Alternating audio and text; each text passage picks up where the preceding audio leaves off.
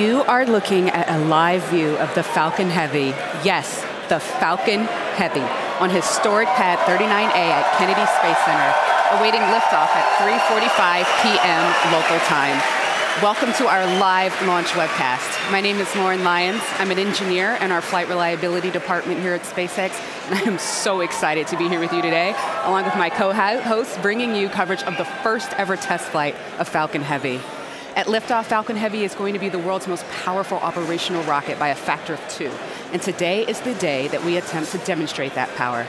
And because it is a test flight, there is no satellite customer on board the vehicle today, but the fairing is not empty. We do have some very interesting payloads going up on this flight that we'll talk about later on in the webcast. We'll also walk you through the mission profile because this ain't your typical Falcon launch. We've got 28 engines, 3 boosters, 3 separation events, 3 landing attempts, and there's going to be a lot of activity happening all at once. So this test flight is bound to be exciting one way or another. All right, we've got a ton to walk you through today, so let's get going. Hi, I'm Michael Hammersley, a materials engineer in the avionics department. We're very excited. I'm sure you can hear it. To my right, we have a live view of Falcon Heavy on the pad at Kennedy Space Center. Falcon Heavy is essentially 3 Falcon 9 rockets all strapped together, which means it can carry much larger payloads not only to Earth orbit, but to the Moon and Mars as well. So like Falcon 9, Falcon Heavy is a 2-stage launch vehicle. The big difference is that the first stage in Falcon Heavy is comprised of 3 cores, while Falcon 9 has only 1. Now, each one of these 3 cores has 9 M1D engines, making for a total of 27 engines overall. Altogether, those engines produce 5 million pounds of thrust, which is equal to 18 747s at takeoff. In fact, the engines are producing so much power that we don't run them at full thrust all at once. So during ascent, Falcon Heavy will throttle its thrust up and down in both the side and the center cores in order to balance the aerodynamic and structural loads on the vehicle. So about halfway through the first stage's burn, the 2 side boosters will separate and come back to Earth for a simultaneous landing at Cape Canaveral Air Force Station. More about that a bit later.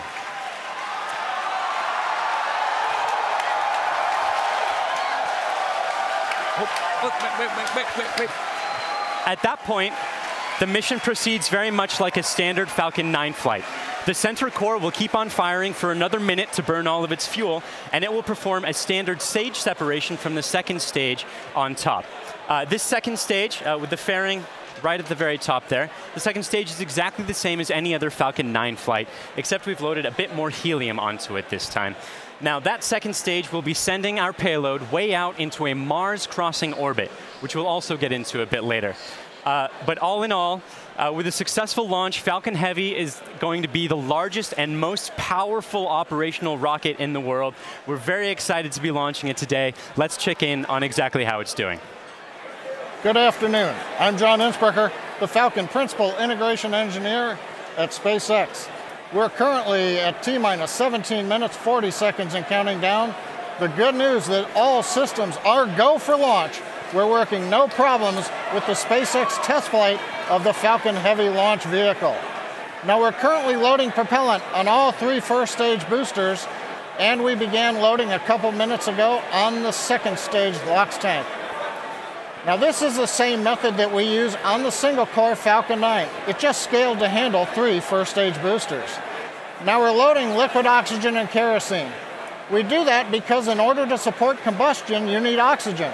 And in the vacuum of outer space, there isn't any. So we bring our own liquid oxygen, chilled and densified. You may have heard densified in the past. That allows us to pack the maximum amount into the LOX tanks on the Falcon Heavy. Now our fuel is refined petroleum, RP1. That's essentially just a purified kerosene. It's a safe propellant, easily available, has a lot of history. For example, the Saturn V first stage, flown from the very pad you see on the monitor, on the moon missions, used kerosene and liquid oxygen. Now the big news this afternoon has been the weather, and we've eaten up most of our launch window. Now we won't have the ability to hold the countdown any further now that we are into liquid oxygen loading. The good news is that the winds are looking good. We're working no issues on the Falcon Heavy. However, if there is an issue in the last minutes, we won't be able to launch today. There is a backup date available tomorrow. And I've said it before, launch is hard, and Falcon Heavy is no exception. We're essentially counting down 3 rockets simultaneously. So the SpaceX team is going to be conservative in case anything pops up in the last minutes. But as the energy and the enthusiasm from the team gathering below me outside of Mission Control Center X is growing, we are go at T-minus 15 minutes and 40 seconds and counting. My name is Brian, and I'm part of the software team here. And I'm standing just outside Mission Control as the crowd gathers behind me.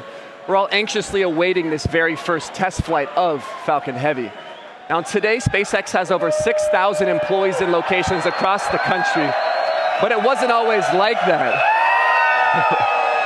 Now when SpaceX was first founded in 2002, it was just a small group of engineers who believed that they could reduce the cost of exploring space, but had never actually built a rocket themselves.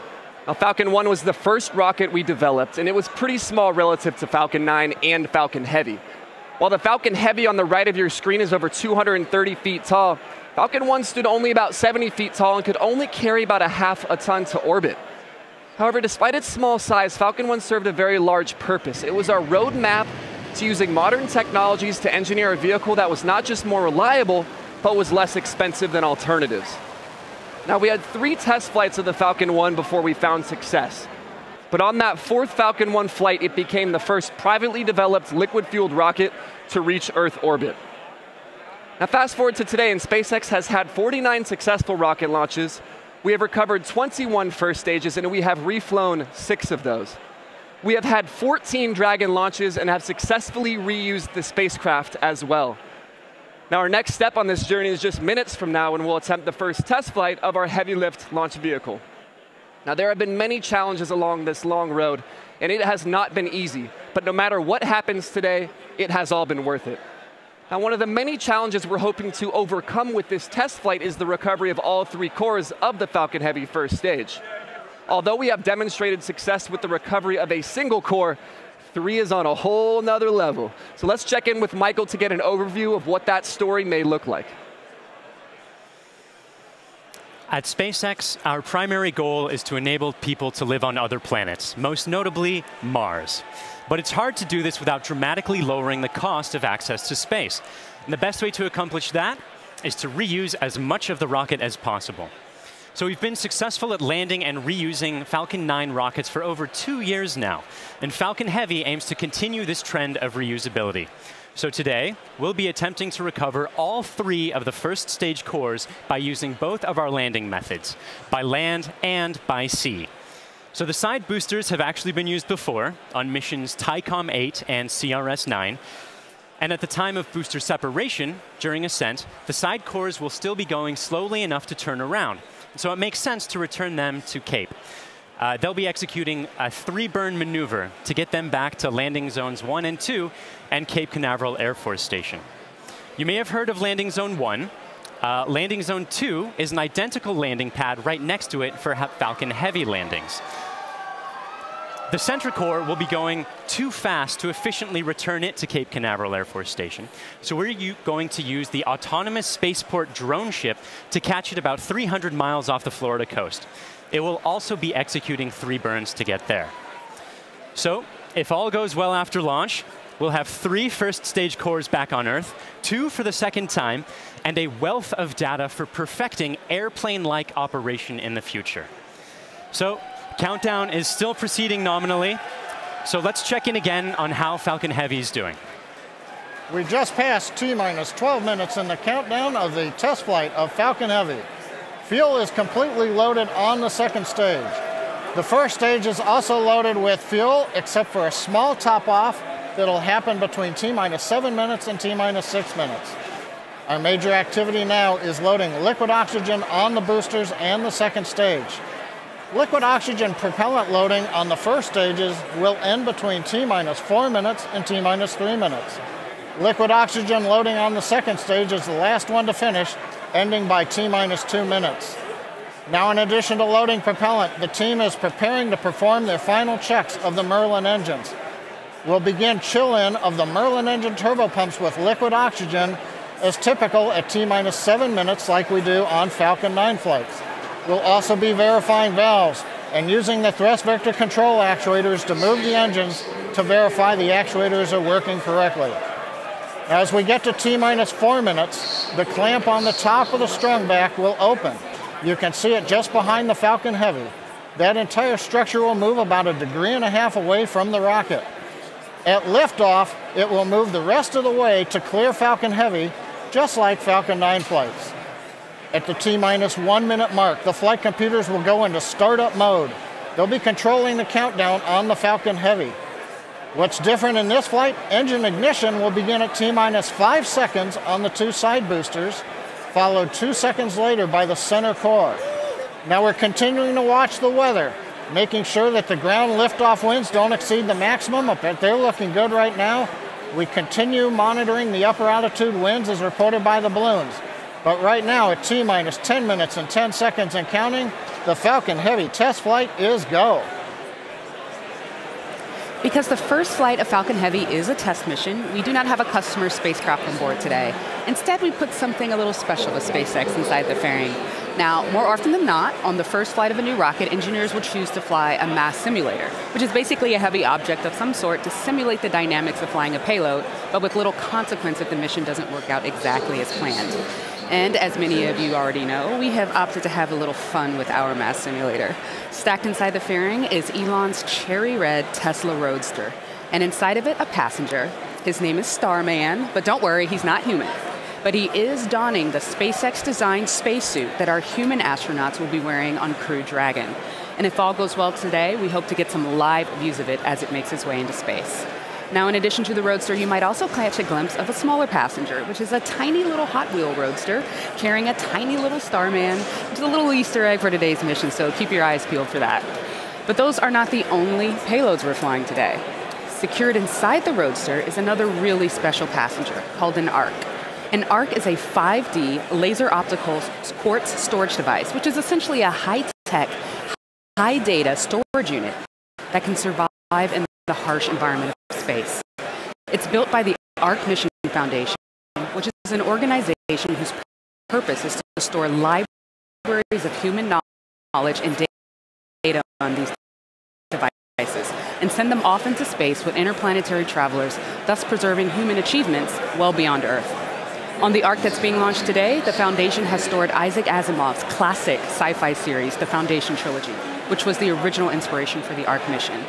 And given that making humanity a multiplanetary species is the core purpose of SpaceX, launching an ARC on this mission just seemed fitting.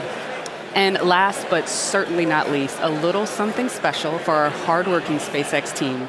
Mounted on the payload attach fitting, which is the structure that holds the Roadster onto the second stage, there's a plaque on which the names of over 6,000 of our SpaceX employees are engraved. The work that goes into designing, building, testing, and launching a vehicle of this sort is no small feat, and we are super excited to be a part of the Roadster's billion-year journey through the solar system. As Lauren just mentioned, if all goes well today, Falcon Heavy will put the Roadster on board into an Earth-Mars orbit around the sun on a journey that could last for 1 billion years. Now, on a universal scale, this means that the Roadster will be tracing the shape of an ellipse with the sun at one of its fixed points, or one of its foci. Now, we call this heliocentric because it is sun-centered. The outermost distance on that same ellipse will intersect the path that Mars takes while it is on its own journey around the sun. That's quite far away. That will reach a maximum distance from Earth of over 400 million kilometers. In Earth terms, that's about the same as a trip around the equator 10,000 times. Now, during its journey, the Roadster will also reach a maximum velocity of nearly 40,000 kilometers per hour, or about 20 times faster than a speeding bullet. Now, as we said, it should stay up in orbit around the sun for about 1 billion years, and it's a very long, exciting road ahead, and we are thrilled to be able to take the first steps on that journey just 5 minutes from now.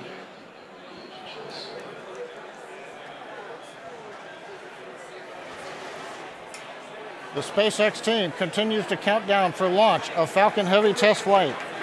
Now, once we light the engines, Falcon Heavy will check the power on all 27 Merlin engines, a critical period in the go, no go for launch. It'll then command release from the ground hold downs. 40 seconds into flight, we'll decrease power on the 2 side boosters in preparation for maximum aerodynamic loads on the vehicle. Once we get through this period, Falcon Heavy will throttle back up to full power on the side boosters. About half a minute later, we will again throttle down the 2 side boosters. This time we're decreasing the forces on the rocket structure. At this point in flight, the vehicle is much lighter, having burned off much of the propellant, but we are increasing thrust. 2.5 minutes into flight, we'll fully turn off the side boosters, an event called BECO, Booster Engine Cutoff. At this point, the pneumatic separation system on the center core will unlock the 2 side boosters and push them away.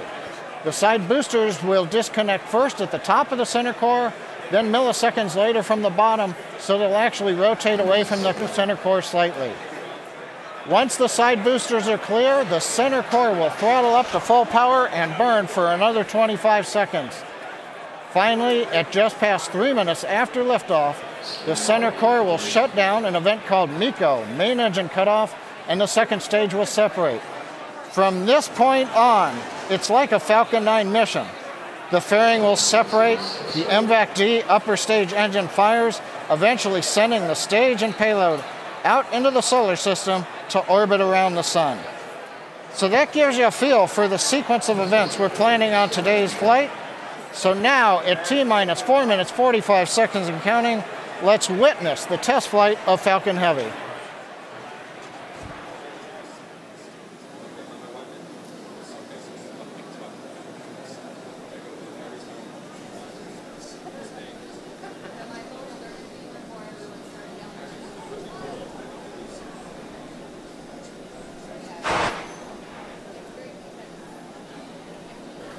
MVAC and A1D fuel bleed has started.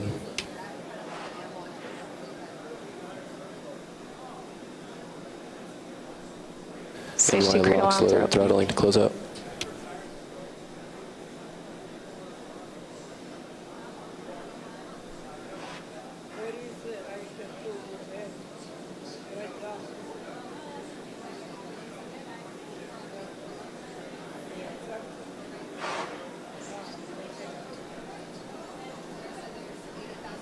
NY lock load complete.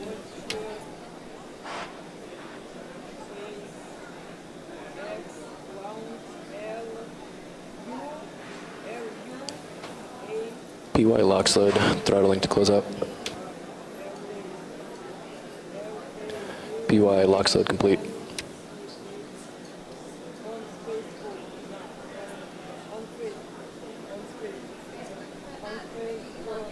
Stage 2 TVC motion's nominal.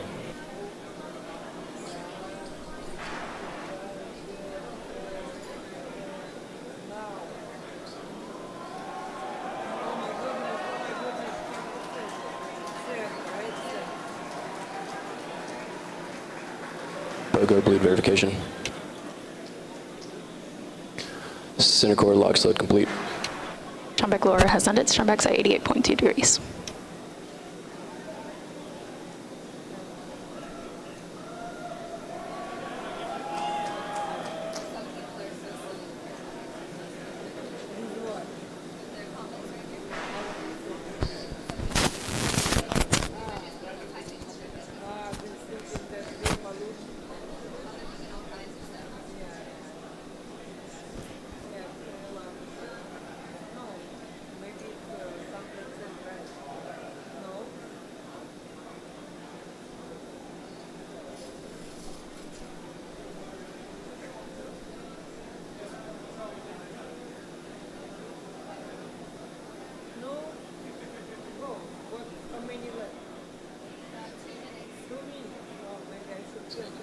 Stage 2 locks load complete.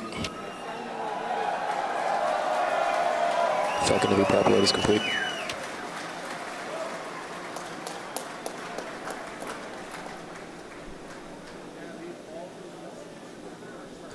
Falcon Heavy is on internal power.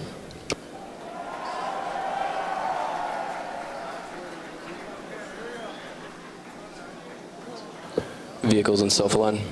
Ground gas close has started. Falcon Heavy gas loads are complete.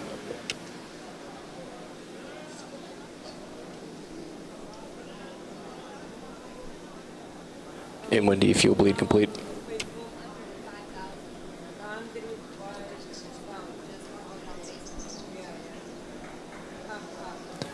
M1D engine chill is complete. AFTS is ready for launch.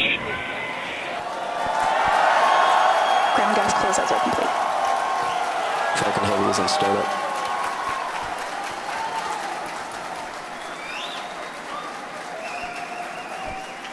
Stage 2 pressing for flight.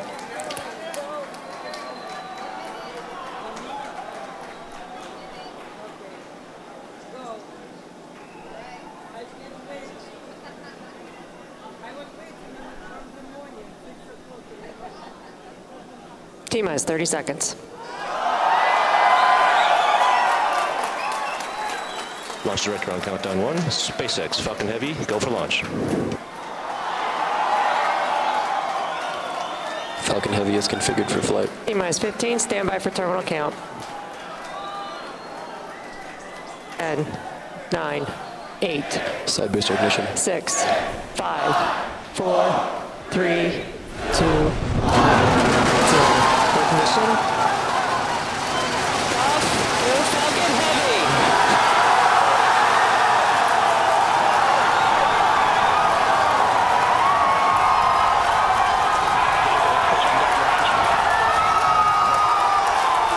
Stage 1 propulsion is nominal.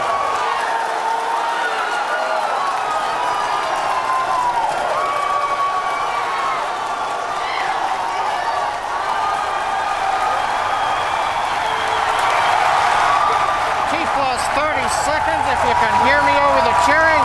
Falcon Heavy heading to space on our test flight.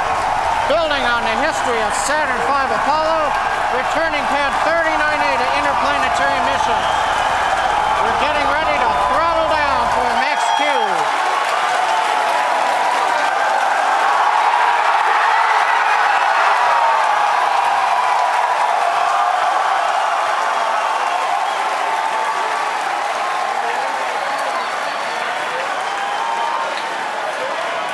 Supersonic.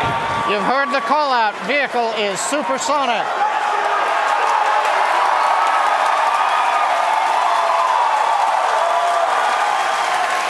Side boosters are now throttling back up to full Vehicle power. has reached maximum dynamic pressure. We're past max Q, the period of maximum loads on the vehicle. Next up, we'll be waiting for the side boosters to begin to throttle down prior to booster engine cutoff and separation 2.5 minutes into flight.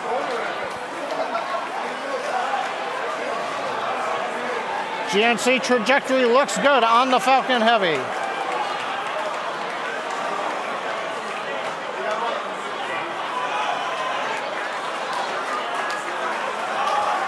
Reports show that the M1D engine performance is nominal. Inject engine chill has begun. Side boosters have begun to throttle down in preparation for the upcoming shutdown in 20 seconds.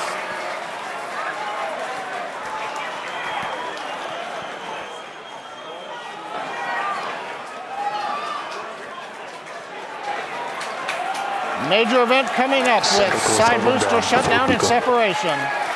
Inside shutdown. Side boosters. Vehicle. Center. We start them up. S1 keeps going.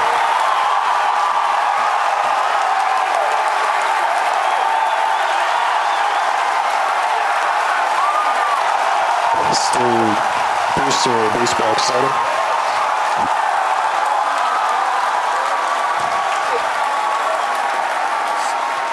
Successful separation. We're coming up on MECO and shutdown. Stay set. Good separation confirmed. Event recognition. This big burn looks good on side boosters. Backburn startup.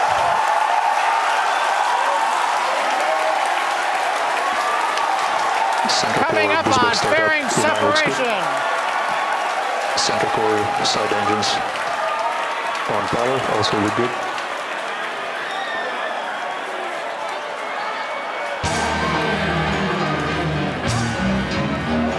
Stage 2 is followed by nominal trajectory. Separation confirmed.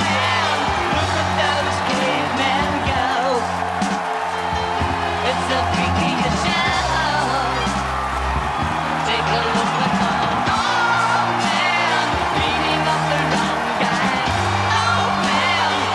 moving to recover now. Side booster, boost back, shut down. Center core boost back burn shut down.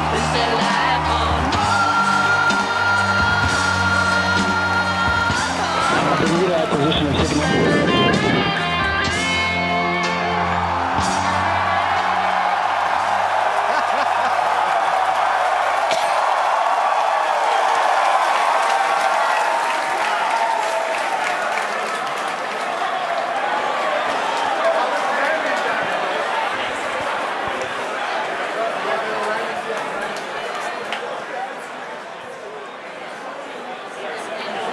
Wow. Wow, did you guys see that? That was awesome. That's the only thing I can really that was say absolutely right now. wild. Absolutely wild. I got nothing else. Oh, man. Recapping all the great things that you just saw there. Successful liftoff from the pad, successful stage separation, but before that, successful booster separation. You can see stage 1. The 2 side boosters, pardon me, you can see the center core, and you can see MVAC lit up. Oh my gosh. Then the beautiful shots of Starman chilling in the Tesla Roadster. Just absolutely incredible. On your screen at the moment, you've got a few things happening. On the upper right, you've got MVAC D continuing its burn. On the upper left, you have the center core headed back towards the autonomous spaceport drone ship. And in the 2 bottom screens, you've got the side boosters headed back towards Cape Canaveral Air Force Station, landing zones 1 and 2.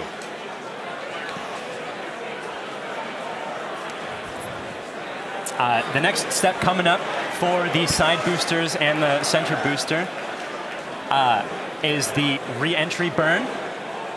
That's going to slow it down from, or slow all the boosters down from way faster than the speed of sound to just faster than the speed of sound in order to reduce some of those aerodynamic forces and heating that occurs when you're moving that quickly through the atmosphere.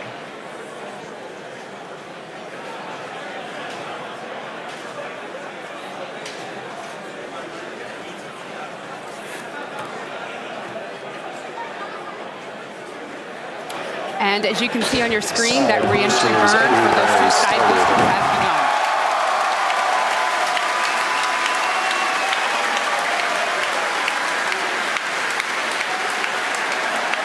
Side boosters, entry burn, shut down.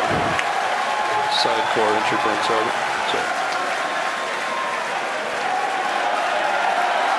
The center core in the upper left of your screen performing its own re-entry burn. You can see the edge of Cape Canaveral in both of the side booster cameras as those are coming in. Some PY and NY side boosters have saved. Center core entry burn shutdown. And even though those look very similar, those 2 boosters views, those are actually representing different boosters. And they're heading towards Earth. They're about to begin their landing burns. We'll hopefully be able to bring you nice footage of that. Both side boosters transonic. And watch for the landing lights deploy at the tail end of that landing burn.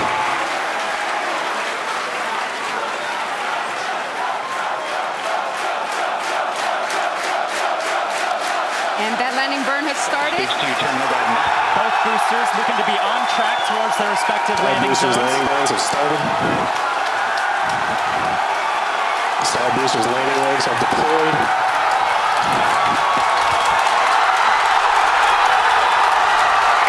And the Falcons have landed. LZ1, LZ2, both side boosters have touchdown. Landing off and move on to 11 by 1, recovery 1 and recovery 2. Stage 2, AFTS has saved. And coming up very shortly, the center core will be attempting its landing on the autonomous spaceport drone ship. You may also screen. Sometimes this footage goes out when it approaches the drone ship and the heavy vibrations make it lose signal. We're crossing our fingers that's not the case right now. Stage 2, nominal parking orbit insertion.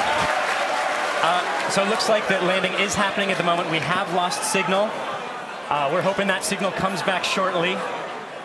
Oh, man. Yeah, as Michael mentioned earlier with the vibrations of the rocket and how it shakes up the cameras that are on the drone ship, sometimes we do lose signal or shakes up the antennas.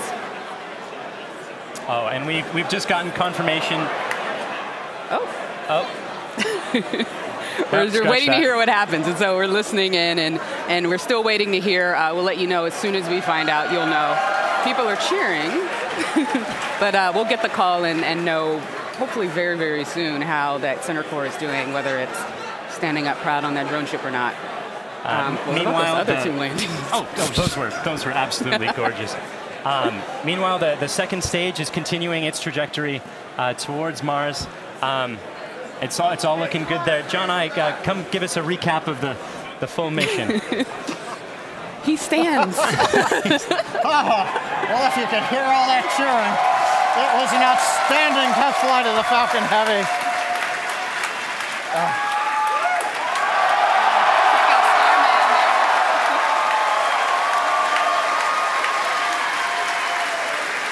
Cameras cycling right now. Live views coming down from low Earth orbit.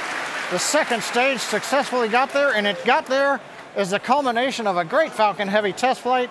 We lit 27 engines, throttled the boosters up and down. We separated the side boosters. They came back spectacular, simultaneous landing. The center core did its job. The second stage did it. Everything that you could want in a test flight, we got here.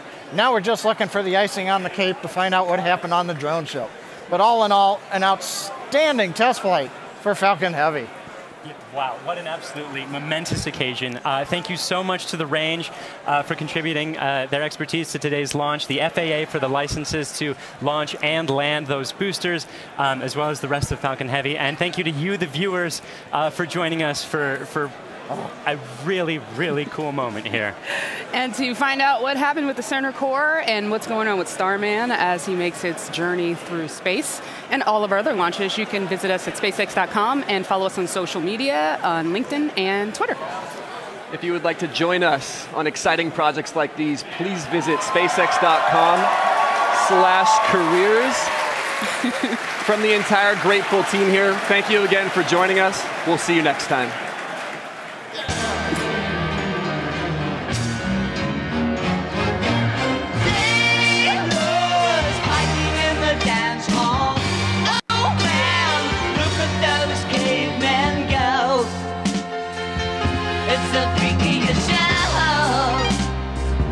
Take a look at the old man beating up the wrong guy. Oh man, wonder if he'll ever know who's in the best-selling show. Is there life?